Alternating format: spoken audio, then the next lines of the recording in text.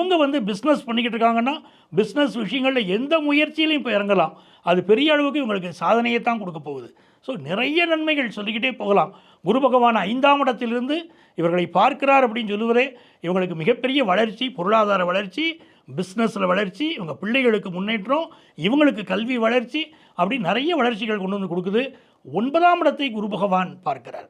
பாக்கியஸ்தானத்தை குரு பகவான் பார்ப்பதனால குடும்பத்தில் நல்ல நல்ல செய்திகள் அடுத்தடுத்து தொடர்ச்சியாக இவங்களுக்கு வரும்.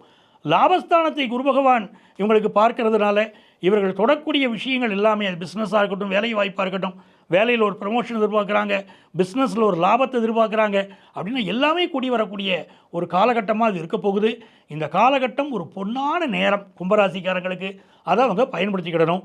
தேக ஆரோக்கியத்தில் இருந்த பிரச்சனைகளெல்லாம் நிவர்த்தி ஆகிறத கண்கூடாக பார்க்கலாம். ஏன்னா 2.5 வருஷமாக நிறைய அனுபவிச்சிட்டாங்க. கடன் தொல்லையாக இருக்கட்டும், ஹெல்த் ப்ராப்ளமாக இருக்கட்டும், பிறர் இவங்களை மதிக்காத தன்மையாக இருந்ததாக இருக்கட்டும், எல்லாத்துலேருந்து இப்போ நிவாரணம், நல்ல ஒரு முன்னேற்றம் இவங்களுக்கு ஏற்படுமா. இப்போ கும்பராசிக்காரர்கள் என்ன செய்யணும் அப்படின்னா, குரு பகவான் வழிபாடு செய்யணும். குரு ராகவேந்திரர் வழிபாடு செய்யணும்.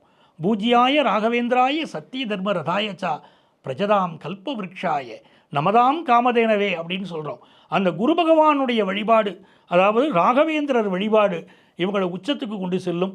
அவ்வளோ ஒரு நல்ல நன்மைகளை கும்பராசி அன்பர்கள் பெற போகிறாங்க.